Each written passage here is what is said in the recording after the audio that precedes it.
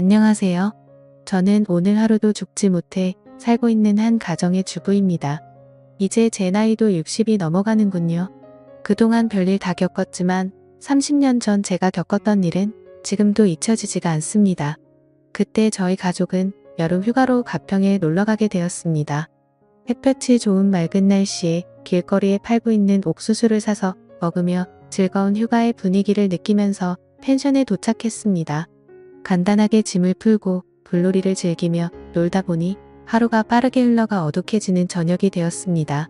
남편은 저와 딸이 맛있게 먹을 수 있도록 숯불에 고기를 굽기 시작했고 저는 된장찌개와 딸이 먹을 수 있는 햄도 구우면서 배고프다는 딸 입에 밥과 햄을 쏙 넣어주었어요.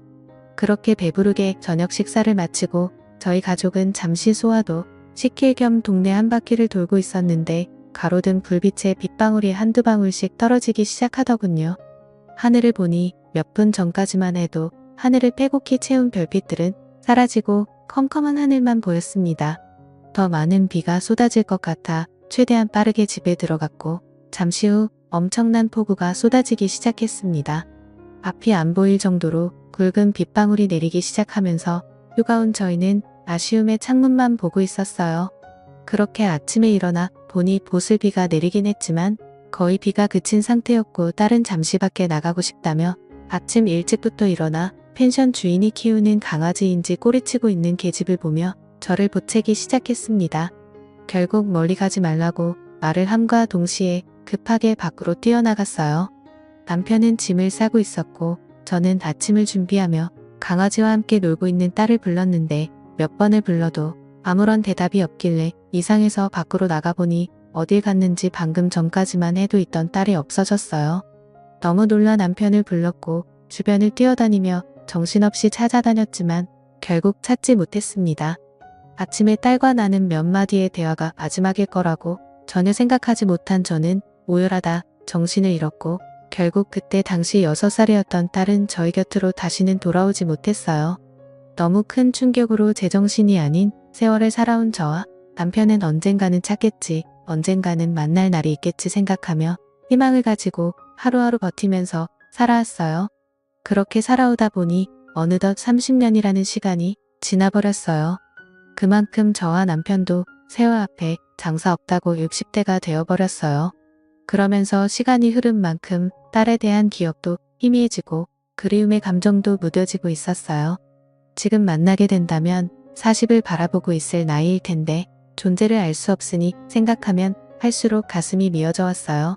그렇게 언제 올지 모르는 딸을 기다리며 삶을 살아오고 있는데 갑자기 저희 집 문을 누군가 두드리기 시작했어요. 저녁밥을 차리고 있던 남편과 저는 아무도 찾아오지 않을 시간에 문을 두드리니 이상하게 생각했고 제가 현관으로 나가 누구냐고 물어봐도 대답이 없자 그냥 무시하고 돌아섰는데 현관 밖에서 엄마라고 말을 하고 있는 목소리가 제 귀에 맴돌았습니다. 저는 순간 몸이 멈추었고 엄마라고 들렸던 목소리에 제 심장이 뛰기 시작했습니다. 너무 놀라 급하게 현관문을 열었고 제 앞에 서 있던 여자는 저를 보면서 눈물을 흘리며 엄마라고 외치고 있었습니다. 갑작스럽게 제 집에 찾아온 여자를 보고는 당황도 하였고 긴가민가한 상태로 아무 말 없이 얼굴을 보고 있는데 뒤이어 남편도 달려나오자 남편을 보고 아빠라고 말을 하며 눈물을 흘리고 있었습니다. 현관 앞에 우두커니 서 있게 할 수 없어 일단 집으로 들어오게 했고 아침 저녁을 먹으려고 준비하고 있었기 때문에 셋이서 저녁을 먹게 되었습니다. 남편과 저는 너무 놀라 셋이서 밥을 먹고 있으면서도 너무 얼떨떨했고 일단 밥부터 먹고 천천히 대화해보기로 했습니다. 밥이 코로 들어가는지 입으로 들어가는지 모를 정도로 딸이라고 찾아온 여자의 얼굴을 보느라 정신이 없었고 그렇게 식사를 마치고 과일을 먹으며 하나하나 물어보기 시작했습니다. 저는 우리 집은 어떻게 알고 찾아온 거니 지금까지 이사 안 간 이유가 언젠가는 찾아오겠지 생각하며 기다리긴 했는데 여자는 지금은 예전의 기억이 잘 떠오르진 않지만 엄마랑 어렸을 때 펜션에 놀러가서 강아지랑 놀고 싶다고 말했는데 그때 옆에 지나가는 강아지 보고 뒤따라가다가 산속으로 들어가게 되면서 길을 잃어버렸어요. 다시 부모님이 있는 쪽으로 돌아가려 했지만 너무 멀리 와버린 건지 찾으려고 하면 할수록 점점 더 깊은 곳으로 들어갔고 날이 어둑해지고 지치게 되면서 정신을 잃었는데 눈을 떠보니 어느 할머니 집에 있었어요. 깨어난 저를 보고는 음식을 챙겨주셨고 그렇게 부모님을 찾아준다는 할머니의 말에 함께 지내게 되었죠. 정말 잘해주셨고 부모님이 오실 때까지 매일 눈물을 흘리며 기다렸는데 할머니께서 부모님이 사고로 세상을 떠나셨다는 말을 하면서 저를 키워주셨어요. 그때 당시 너무 어렸던 저는 잘 몰랐기 때문에 혼자 계셨던 할머니 밑에서 자라오기 시작했어요. 할머니는 외로웠던 자기 옆에 있어줘서 고맙다며 항상 말해줬던 게 기억나네요.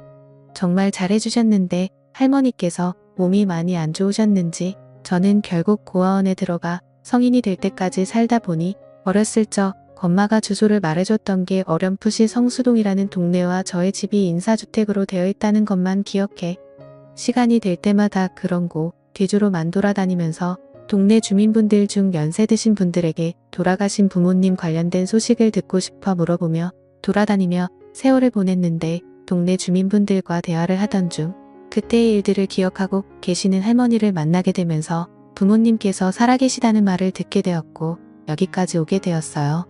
이 말들을 듣고 있는데 저는 눈물을 흘리고 말았습니다. 과거의 상황들이 하나도 틀리지 않았습니다. 그렇게 바라고 바라던 딸의 얼굴을 볼 수 있었다는 거에 너무 감사했습니다.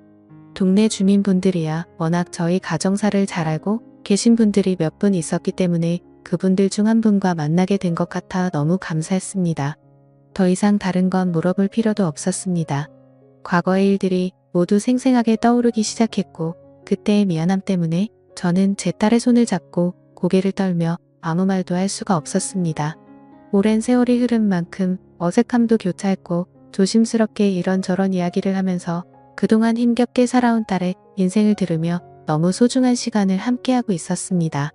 저희는 늦게까지 대화를 이어나갔고 다음 날 출근을 해야 한다며 다시 오겠다는 딸의 말에 아쉬운 표정을 남기며 신발을 신고 있는 딸에게 가지 말라고 말하고 싶었지만 그동안 살아온 세월이 있기 때문에 그런 감정을 억누르고 손을 잡고 다음 날 꼭 다시 와달라는 말을 하면서 보내줬습니다.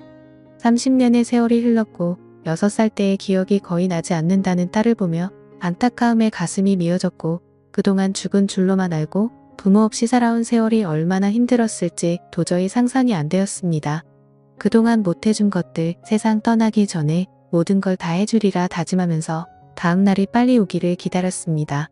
너무 기분이 들떴고 딸의 얼굴이 아른거려 남편과 저는 잠 한숨 못 잤네요.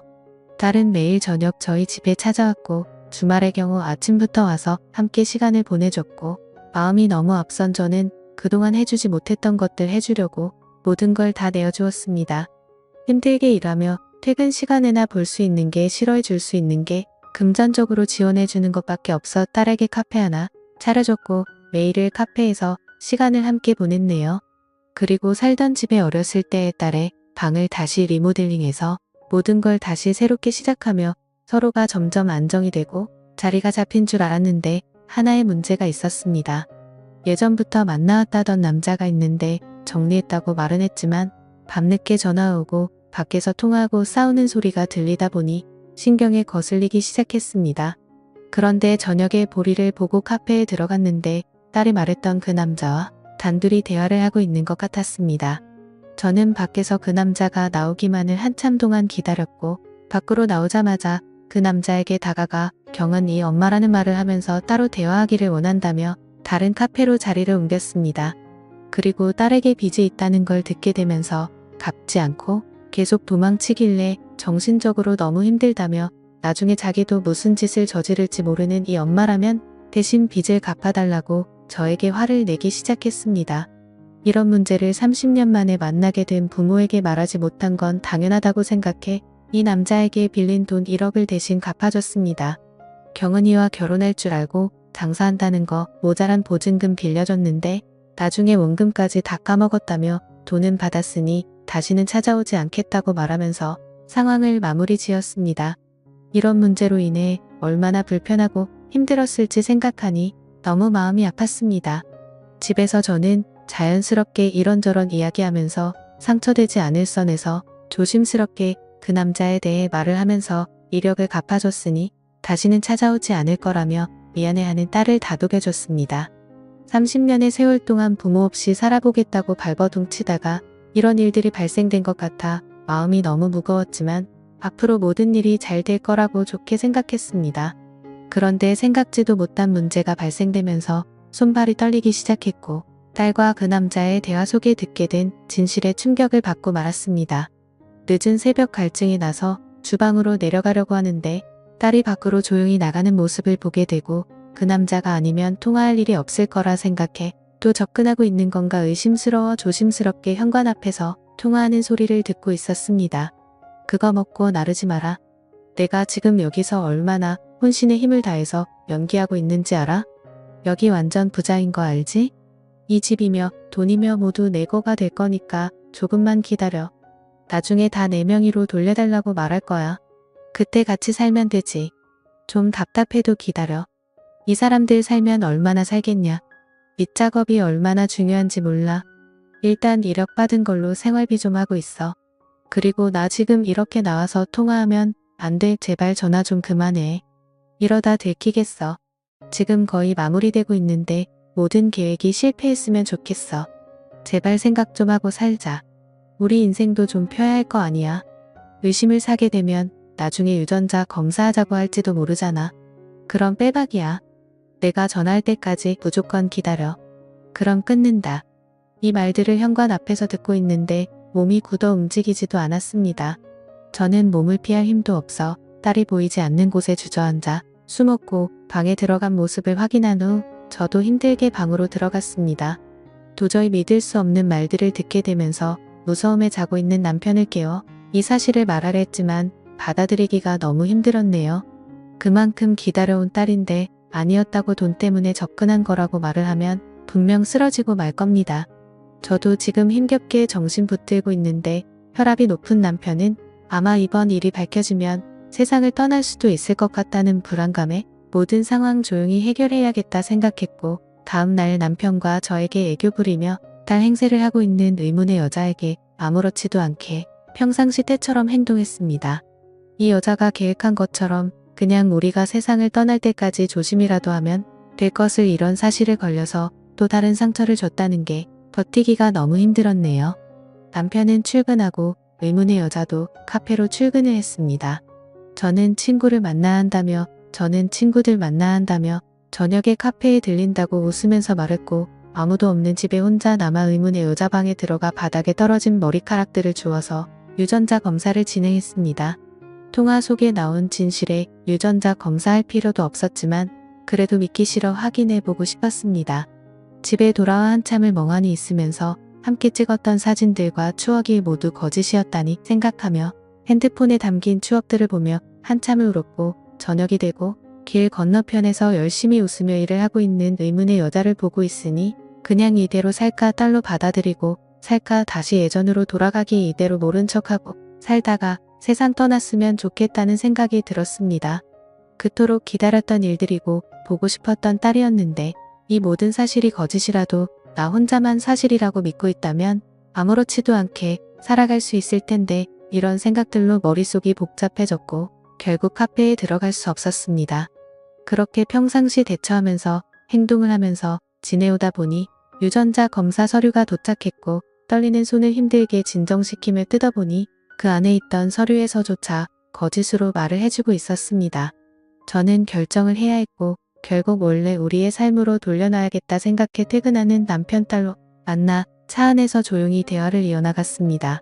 그런데 남편에게 듣게 된 더 충격적인 말은 저보다 더 먼저 이 사실들을 알고 있었던 겁니다. 저희 집에 와서 살 때부터 유전자 검사를 진행했었고 사람을 붙여 모든 행동들을 다 관찰하고 있었다며 생각지도 못한 남편의 말들에 너무 놀라고 말았습니다. 제가 그토록 보고 싶어 했던 딸이었기 때문에 차마 말을 할 수 없었다며 정신적으로 힘들어할 저를 생각해 진실이 드러날 때까지 기회를 엿보고 있었다고 대화를 이어나갔습니다. 결국 남편과 저와 둘 다 의문의 여자가 돈 때문에 저희한테 접근한 걸 알게 되었고 남편은 벌써 경찰에게도 이 사실들을 말해놓은 상태로 기회만 엿보고 있었던 겁니다. 그렇게 형사분들과 함께 집에 들어갔고 반갑게 웃으면서 저를 맞아준 딸이라고 생각한 의문의 여자의 팔에 수갑이 채워지면서 모든 상황은 종결되었습니다. 그리고 드디어 저와 만났던 그 남자 또한 잡히게 되었고 너무나 저희 과거를 잘 알고 있었던 의문의 여자의 입에서 나온 말들은 제가 동네에서 지인들과 만나면 과거 딸과 헤어졌던 일들을 자주 말을 하면서 지내왔기 때문에 그런 말들을 녹음하고 계획해서 범행을 저질렀다고 털어놨습니다. 제 입에서 나온 말들로 계획했다는 거에 너무 놀랐고 그 여자와 남자는 사기죄로 구속 조치가 이루어졌네요. 과거의 아픈 기억들을 비우미로 범행을 저지르려고 계획했다는 거에 정신적으로 힘든 시간들을 보내게 되었습니다. 집에 들어와서 자식이라고 생각했던 그 여자와 함께한 화상의 흔적들을 지우면서 아직까지 돌아오지 않은 진짜 딸을 생각하며 눈물을 흘리고 말았습니다. 언젠가 분명 살아있고 엄마 아빠를 찾고 있을 우리 딸 경은아, 만약 이 사연을 접하게 된다면 꼭 연락 바란다. 보고 싶다. 그래도 세상 떠나기 전에 얼굴 한번 보고 싶구나. 어디에서 살고 있던 항상 행복하게 지내고 있길 바란다. 지금까지 제 사연을 읽어주셔서 감사드립니다.